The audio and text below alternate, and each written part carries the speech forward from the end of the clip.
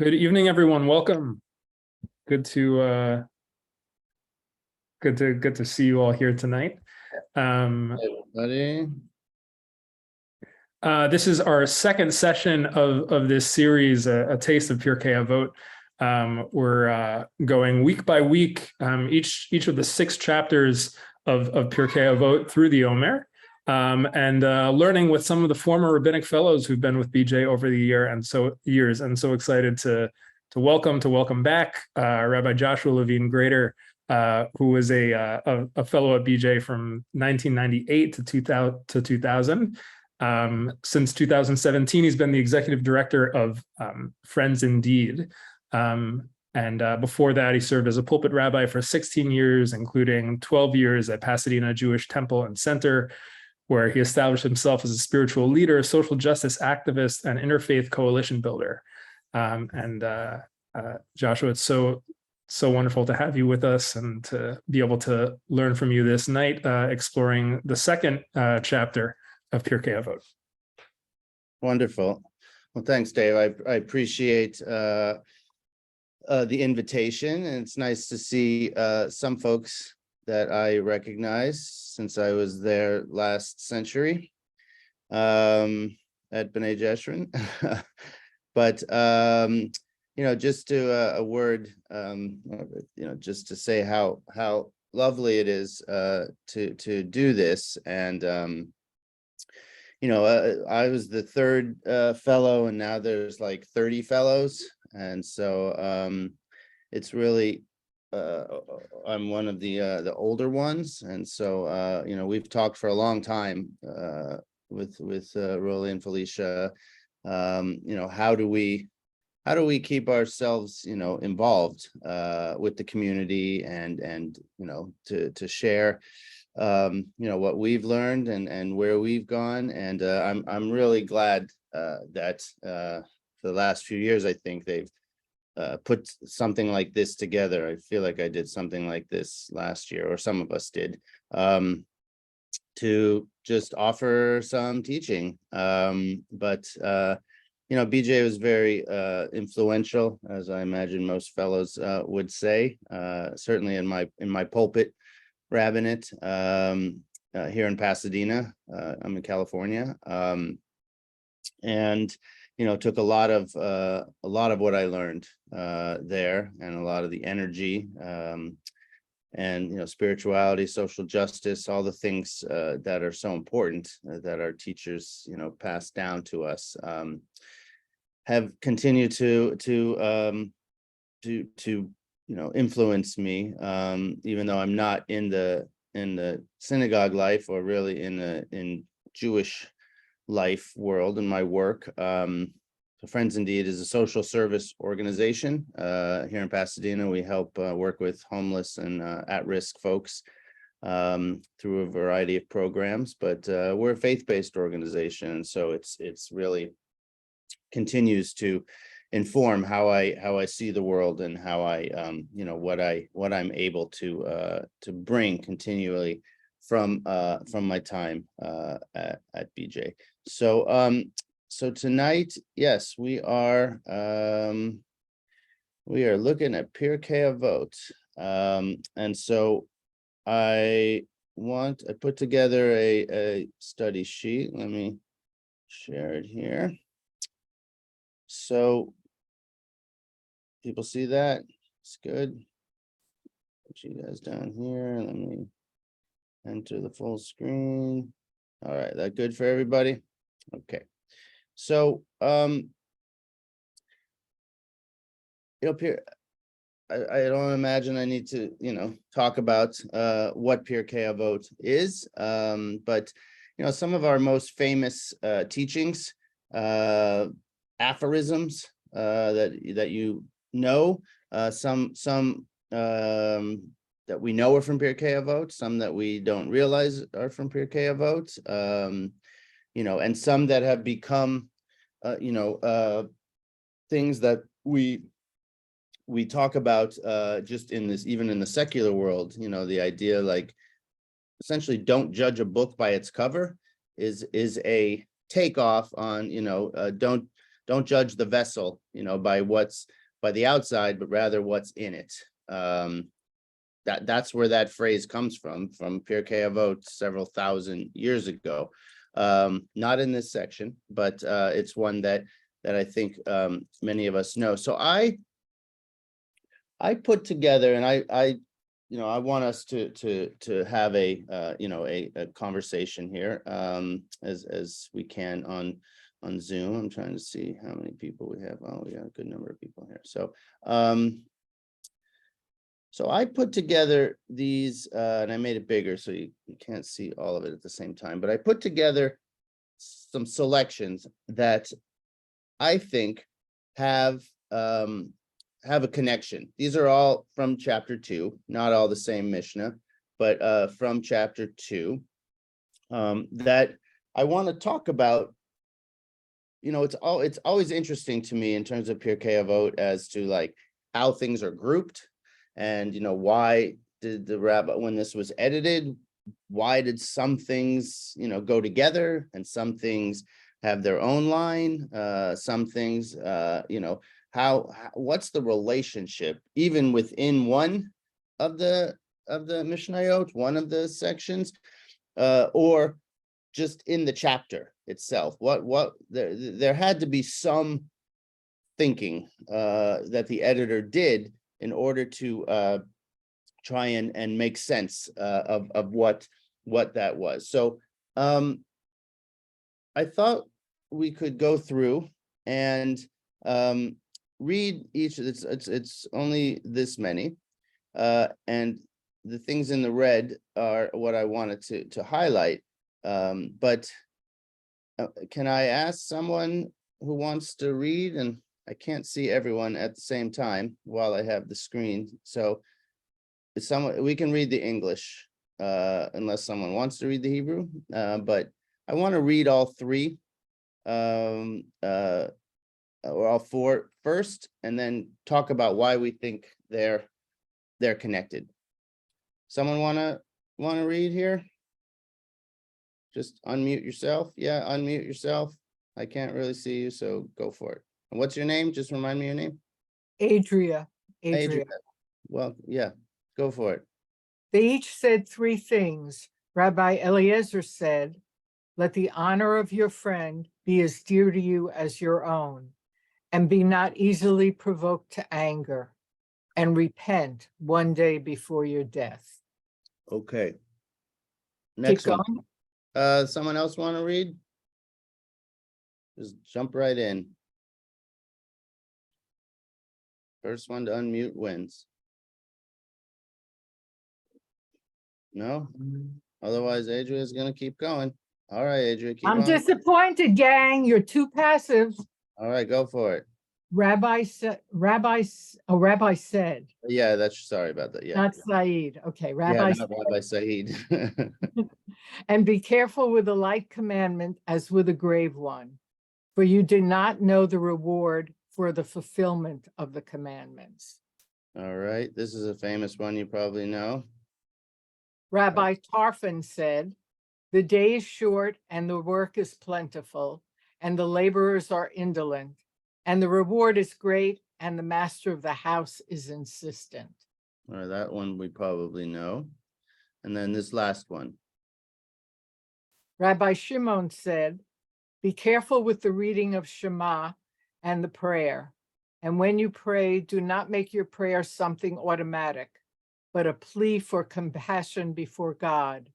For it is said, for he is gracious and compassionate, slow to anger, abounding in kindness and renouncing punishment." Joel 2:13. And be not wicked in your own esteem. Okay. So thank you. Appreciate that. So let me go back and I'm going to put these together, and then we're going to talk about it, and I will have the prerogative of calling on people or I'll let Adria call on people since she so repent one day before your death.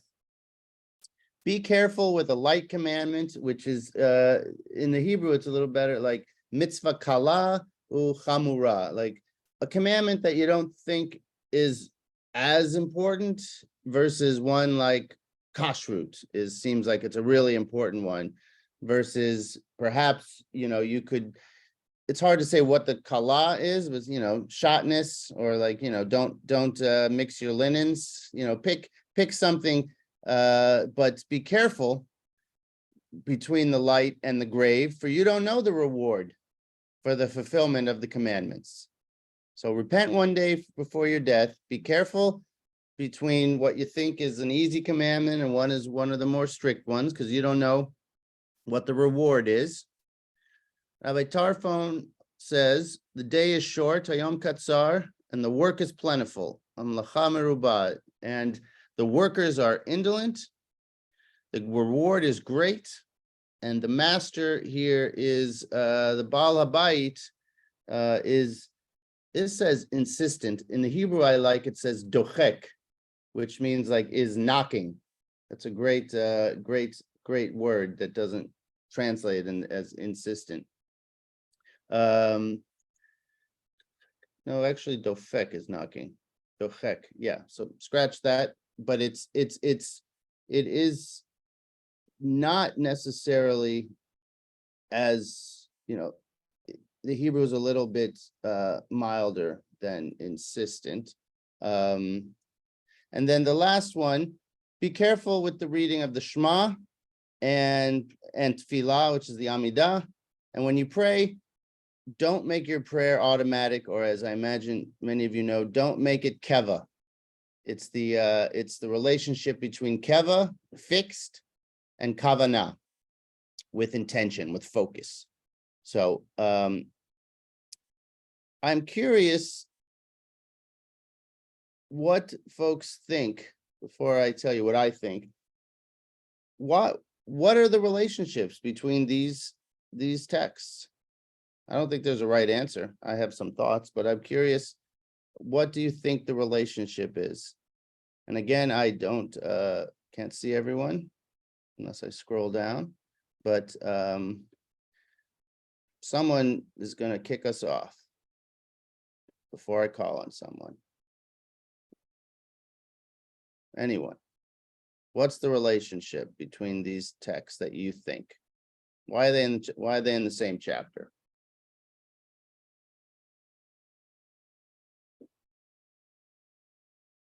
For those that just joined, welcome. All right, I'm gonna start calling on people. Or I'll call on the people that I see versus the people. So Florence, can I call on you? I mean, I am calling on you. Hi there. I'm taking prerogative. So the only thread I can sort of go through it is living a life with intentionality. Mm-hmm. Say more, living a life with intentionality. Yes. Yeah, and just because of as the doing mitzvot is, it's really a little bit beyond your own way of knowing that what the outcome of a particular mitzvah might be. Mm-hmm.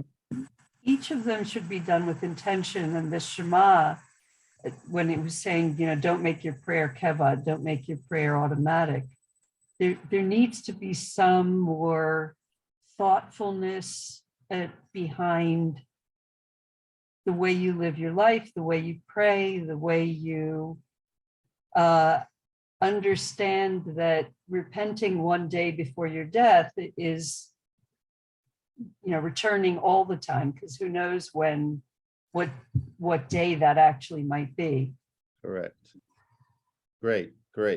So for those that just joined, welcome. We're looking at chapter 2, and that's why I keep going scrolling up and down, but what is the relationship between these texts that are from a few different sections in chapter 2? So thank you, Florence. Does someone else want to comment before I call on you?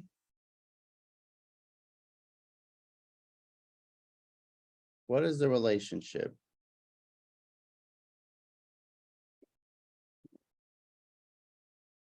All people I know, Bob, Shelley, it's good to see you.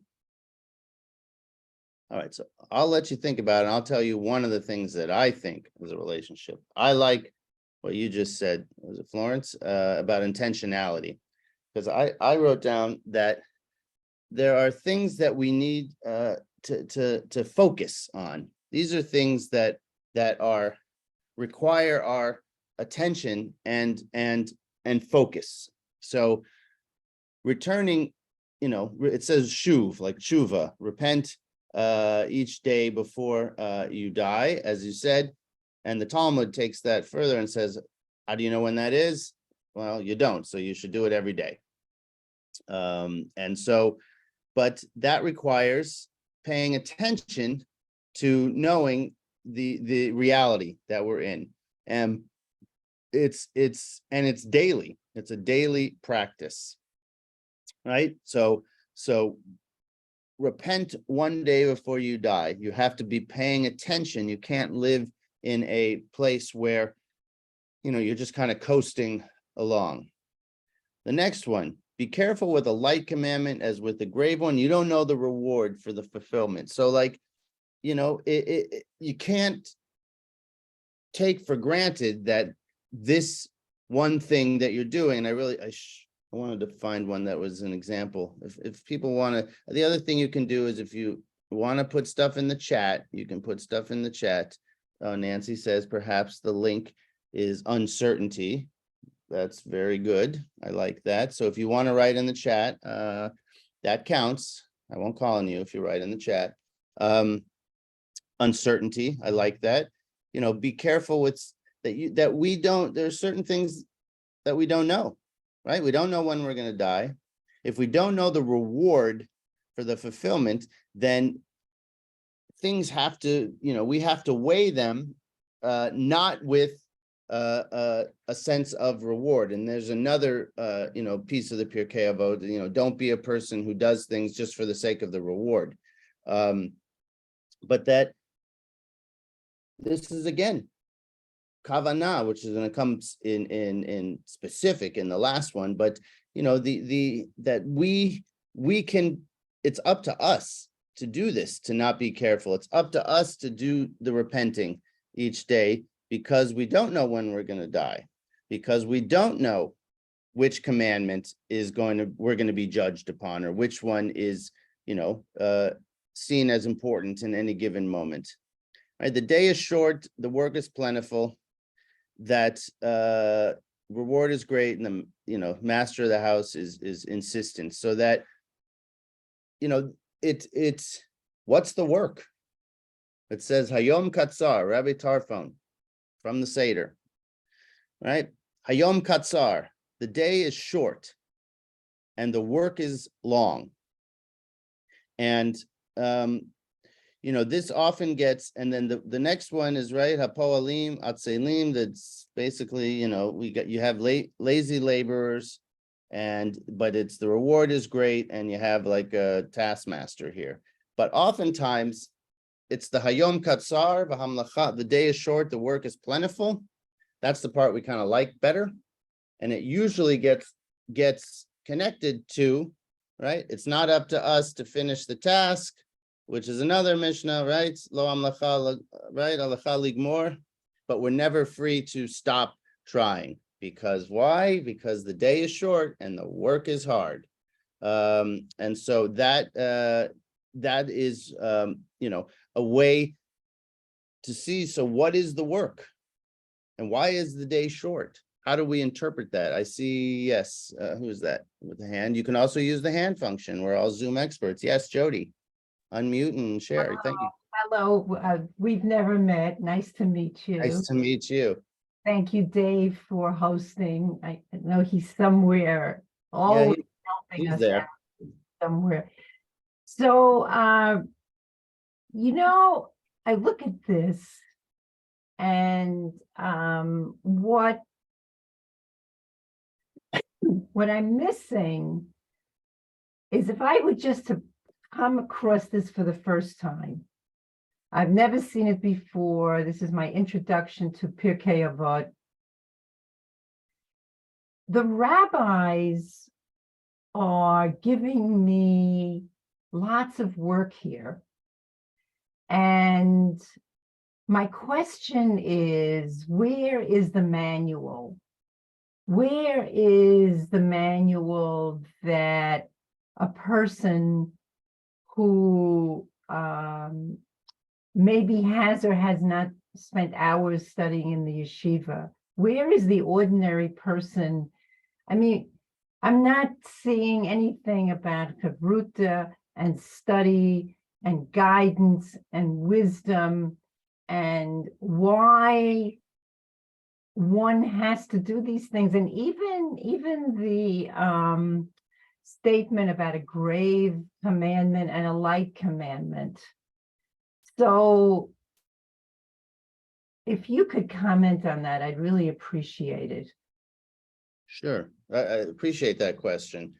Yeah, no, one of the things that is hard about studying it, certainly in the, this is a part of the Mishnah, it's part of the Talmud, Pirkei Avot. We tend to think of it like as its own thing, but it really is one of the parts of a tractate in the Talmud. And the rabbis, and similar to Rashi, if you know Rashi's commentary, right? Rashi assumes that you've read the whole Torah and read all his commentary. So when he says something, so if he said it somewhere else, no matter where he said it, he's not going to explain himself. If he's saying it again, he's going to assume you've already read it. Similar here. And first of all, I should say, even within the Mishnah itself of these, I cut out some of them because they were getting, I wanted to focus on certain lines. But yes, these are standalone aphorisms. And so in terms of this, Pirkei Avot assumes that what a mitzvah kala, like what something that's light or easy and something that's more rigid.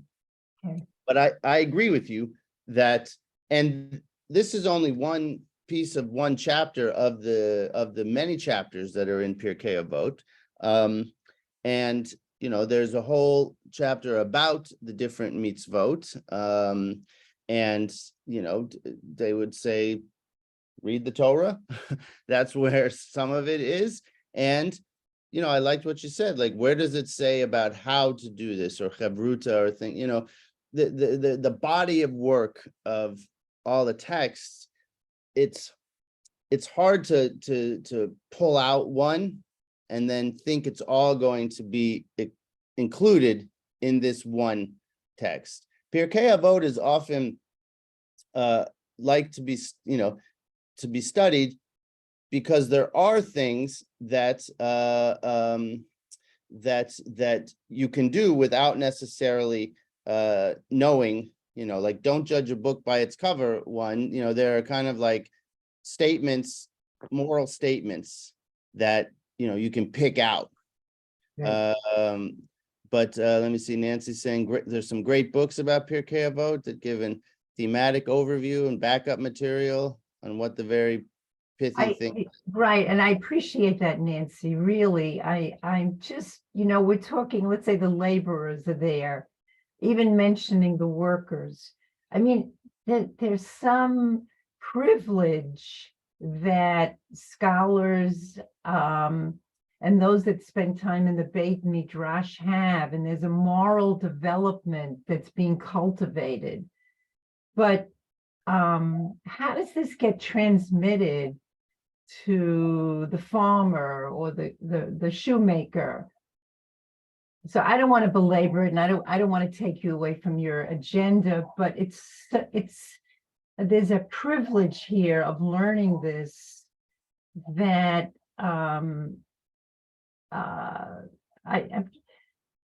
that ordinary people maybe can't access.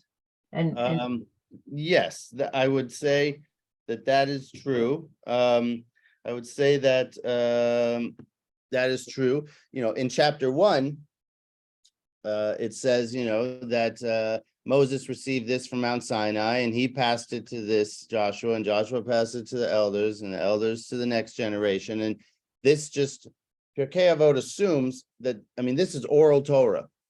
The Talmud and this stuff is oral Torah. So I think basically what the answer would be is that it's in another part of Pirkei Avot, it says, find yourself a teacher. So you're doing it. This is you're doing. And one of the things, that could come out of this is like, this is really interesting. And I want to know more. I will tell you, this is translated and taken off of this website, Safaria. And I don't know if people know Safaria. Like, I was just talking with my wife, everyone nod. Like, if Safaria had been in existence when I was in rabbinical school, like, my goodness, that would have been a whole nother existence, because it kind of does all the work for you. But I check that out, because that you can, the idea here is it's almost like a Google search, and like you get interested in this and then you click on that and then go read something about this, and it just takes you and you become this lifelong learner. And let me tell you, Joni, you're never going to learn everything. Trust me. So, but I appreciate that. So some other folks, how in your mind do these texts tie together? Yeah, Shelley's clapping, but you're not raising. Oh yeah, raising your hand. Okay, yeah. Shelley, good to see you. Hey, so great to see you, Guy. I just wanted to make an overall comment, because the only way, and I came out of, I don't know if you're aware of it, I came out of a Hasidic background, Shiva background. And this stuff, the Keva, never spoke to me, because it was, to be honest with you, it was rammed down our throat. And it tells you, oh, the wonderful things you should do. And I'm looking around and I'm seeing the opposite. And no one ever went beyond, you got to read it, you got to know it, you got to study it, you got to memorize it and give it back to us. Wonderful, but it meant nothing. And the only way I can get through Pirkei Avot, I'm going to be frank with you, is I have Rami Shapiro, who gives me some sanity when I read Pirkei Avot, because, or Pirkei Avot, as we called it, because when I read this stuff, I'm being very open with you. It just does not, it doesn't compute, because I look around, I see who's successful, whatever. I know you're going to tell me what success is, but who's successful, who achieves, who is not doing well. And I see the people that are doing very well. You could take this thing and you could throw it in the garbage. So I think it's a little unjust, with all due respect, for us to talk about Pirkei Avot, and we do it every year. It's not just you, it's all of us, without discussing, this is going to sound wrong, but without saying, so what? So what? So I listen, and I don't be provoked, and all this wonderful stuff. And I look around and I see Supreme Court justices, for God's sakes, who are thieves. I mean, how do I relate? You tell me, how do I relate to this stuff? All right. That wasn't on my agenda, but I can try to tell you, or I think it's subject to interpretation. I mean, it's this doesn't say anything about, that there's gonna be bad things in the world. There's gonna be bad people in the world. There's gonna be things that are unjust. There's gonna be things, and which is why, the day is short and the work is long. it's and that, it's, the idea that,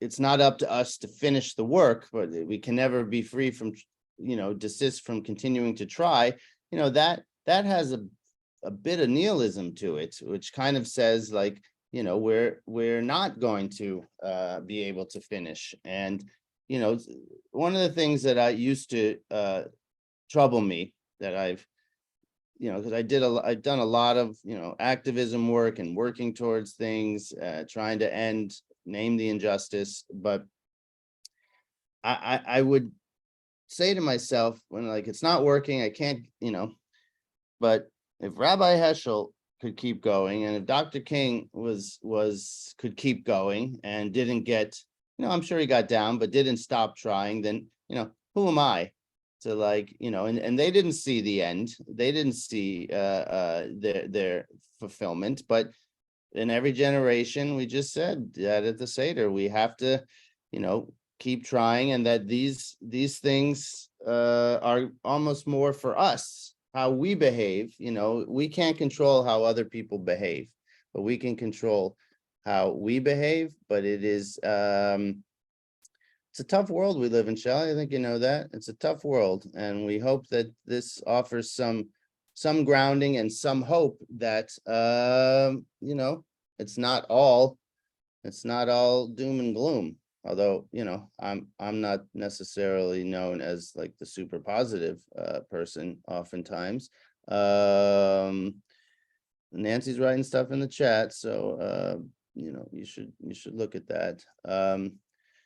So others, anyone else see any connection? I'll give you my next connection.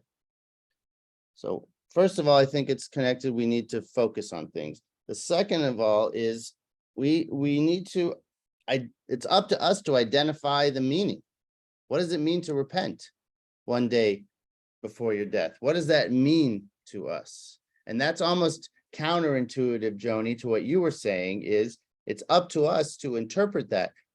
What is a light commandment with a grave one? That there are teachings on exactly, from a halachic standpoint, what those are. But for some people, things that you might think are light are actually important, and things that the ancient rabbis thought were super grave, you were chumrah, as they say, really strict, might not be what you relate to. And so we have to identify the meaning. The day is short, the work is plentiful. What's the work? Who are the workers, as you said? What's the reward? Who's the master? These are ways to identify meaning in our own life, and offers us in many ways. They're so broad. They're so broad that it's allowing us to insert ourselves as a way of saying, what does this mean to you? And we're in the Omer, so we're not too far. Well, we're 20 days out of Passover, but that 4 children has always troubled me, because the wise and the wicked, if you will, essentially are asking the same question. They're just asking it with a different tonality, perhaps.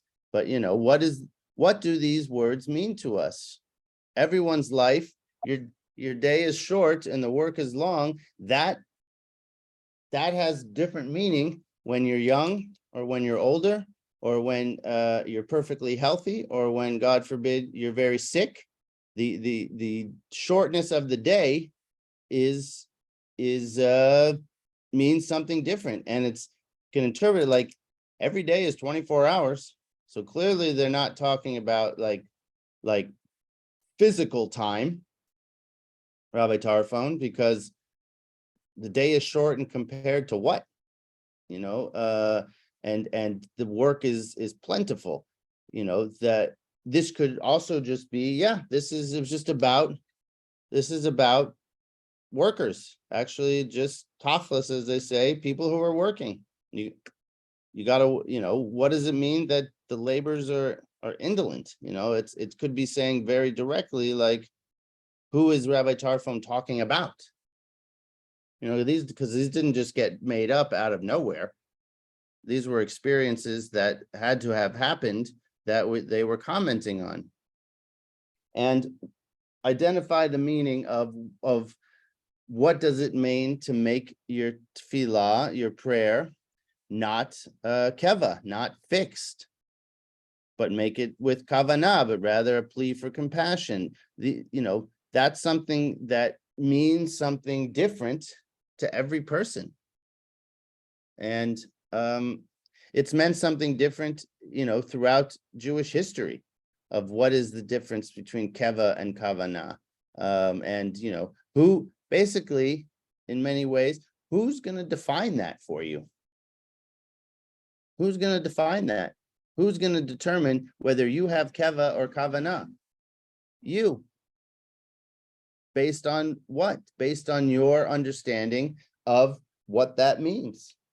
And that's the last piece that I feel that is important, is interpretations differ.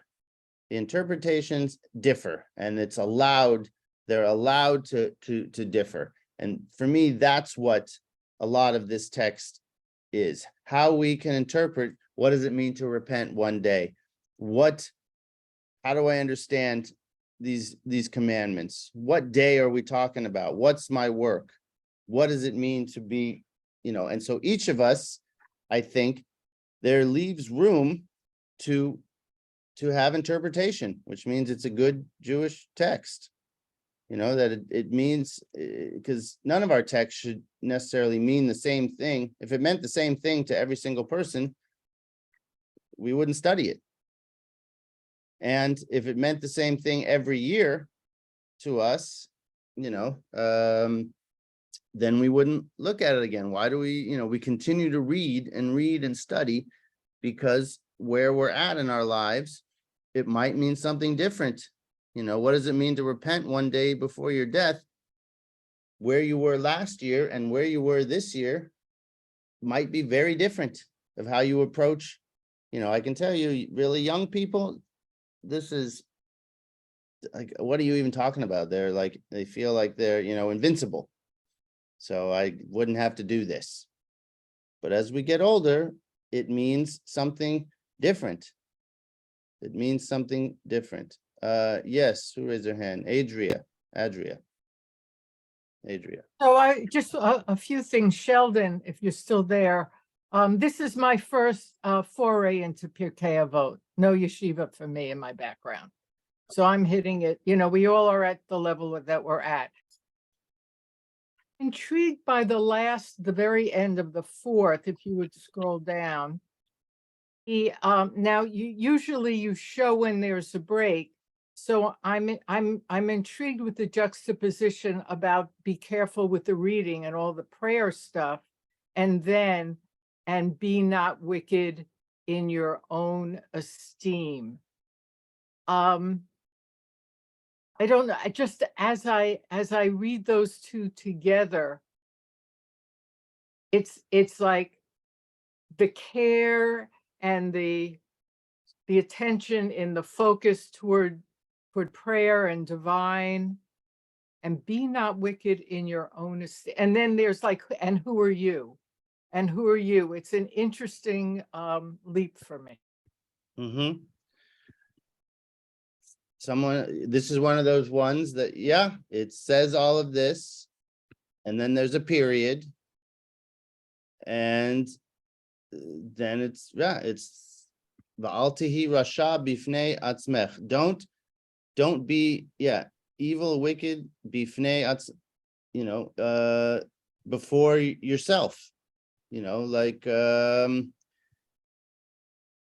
basically, does someone want to, how do you understand that? Because this is also, there's both, how does this relate to what came before it? And I'm not totally sure I have answers on that, of how did they put these together? That would be a much longer class. You can tell Rolly, Josh said ask him to teach that class as to how did Pirkei Avot, what's the editorial thoughts on why they go together. But, you know, I think one thing you can say is things are really hard. And Rabbi Shimon says, hey, Zahir, like be careful, be careful and be cautious about it. And then ask for compassion. And then perhaps, you know, Al Tihi Rasha Bifnei Atzmech, if you don't do it, like don't hate yourself. Maybe it's a call to because this is a very personal one. Keva and Kvana. You know, and it's something that is very internal. Like I can't judge you on whether or not you have Keva or Kvana based on me just looking at you. And I'll give you. I see you, Florence. 1 second. I'll give you an example.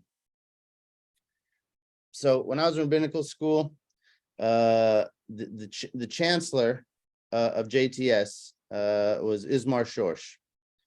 And we can just say that Dr. Shorsh and I kind of saw things not eye to eye on how to interpret Judaism and potential, and in many ways prayer, because I was definitely more Heschelian in the Heschel model and like a Chassid type, and Dr. Shorsh was like as miknagdig as they come. And I used to look at him because we'd pray in the Beit Midrash, in the Beit Knesset at JTS, and he stood rigidly still. I'm like moving and swaying and this and that, you know, like we do with BJ, which is, you know, I don't think Dr. Shorsh was a huge fan of B'nai Jeshurun. But if I would interpret when I was younger or look at it like, wow, he's just all Keva. How can he just stand there rigidly? And where's your Kavanah? And in reading some of the things he's written, you know, we might not agree on things, but he's a very deep person. He's a very intellectually brilliant person. And who am I to judge on what Kavanah looks like? Because for him, he was very focused in his prayer. It just looked different than mine. And so that's another thing of you know, not judging, but also like this is hard to do, and it's don't be wicked in your own eyes.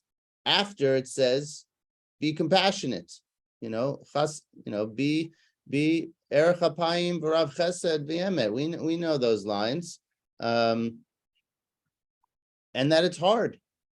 Maybe Rabbi Shimon's just saying like, don't judge yourself too hard.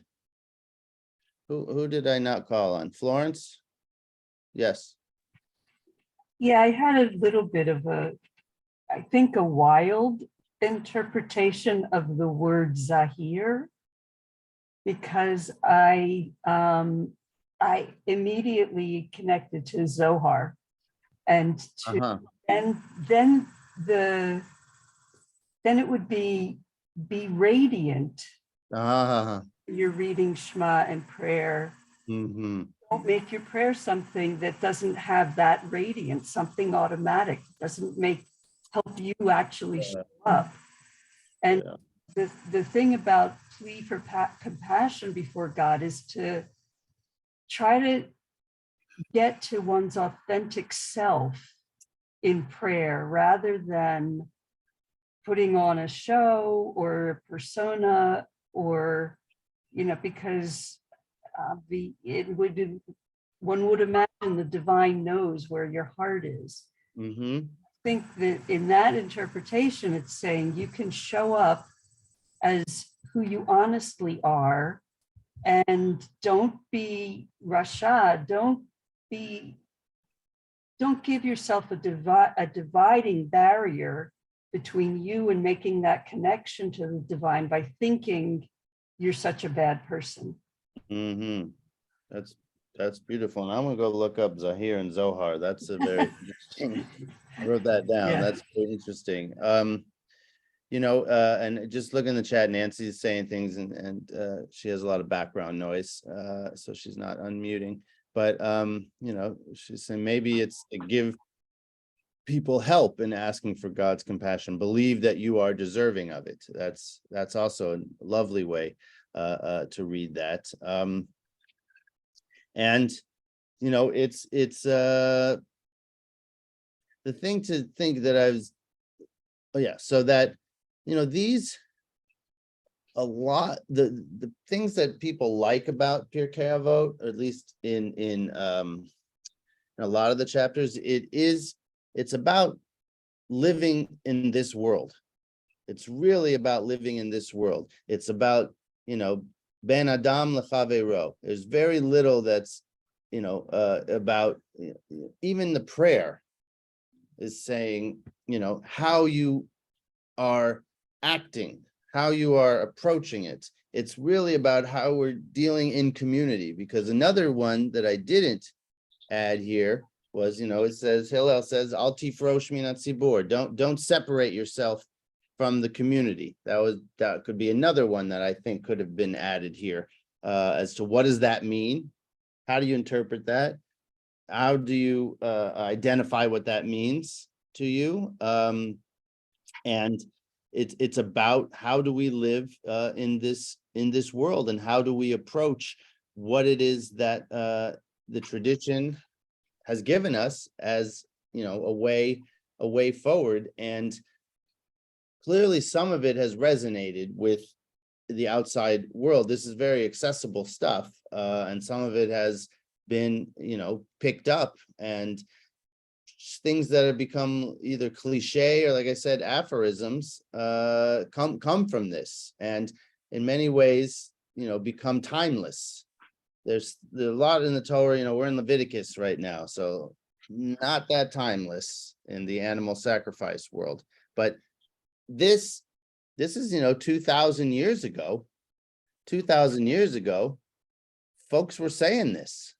Al tistakel b'kankan. Don't judge a book by its cover. That's as timeless as it gets. Repent one day before you die. Like, pay attention. That's timeless. All right. Don't be provoked easily to anger. Let your honor of your friend be as dear to you as your own. If not now, when? I mean, that's the other one everyone loves, right? If I'm only for myself, what am I? Those are things that Pirkei Avot has offered that are more timeless, even though they're really old. So that's another thing that I think is why it's somewhat accessible for folks, that it's not necessarily, do you have to understand everything that they're saying? Some stuff is more understandable than others, but there's something in all of these selections that might have something to do with helping make your life better, how you go about day to day. This isn't about sacrifices. This isn't about, what the priest did in the temple. This is about, how do you act in the world? So I know we're coming into an end here. Did anyone not get to talk that wanted to talk? Yes, Lois. Just unmute, Lois, unmute. You need to unmute. Lois, you need to unmute. Yes. There you go. Now start over. Okay, it's nice to see you. I don't know whether you know me, but I've been a member of BJ for a very long time, and I have never read Pirkei Avot, I must confess. And I just really want to say that we are so blessed to have this structure that takes us through a time from Pesach to Shavuot, where we can almost imagine what the Israelites might have felt like when they were leaving Egypt and didn't know what they were doing. And I know this is going to sound simplistic, but I just think it's really such a beautiful thing that we have this opportunity and have had this opportunity for thousands of years. And I'm reminded of Psalm 90. 1,000 years to God is as yesterday, when it's teach us to value our days so we get us a heart of wisdom. And I just think that we are blessed. I feel blessed, and I'm sure we all do, that we're part of this magnificent tradition that gives us this wisdom to really think about. Yes, very well said. Very well said. Beautiful. And Nancy, she's adding a lot here that lots of sages are quoted, and yeah, sometimes they contradict each other. I mean, there's contradictions all over the Talmud. That's like Jews, we love contradictions. You know, if you say one thing, I'm going to say the opposite, but you know, elu ve'elu, they can both be, that, right, the world stands on three things, and there's two different sets of three in chapter 1. You can go look, that they couldn't agree on what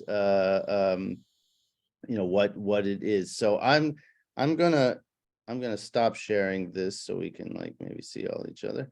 And just to say, I know it's 8 o'clock there, it's only 5 o'clock here, so it's very bright light.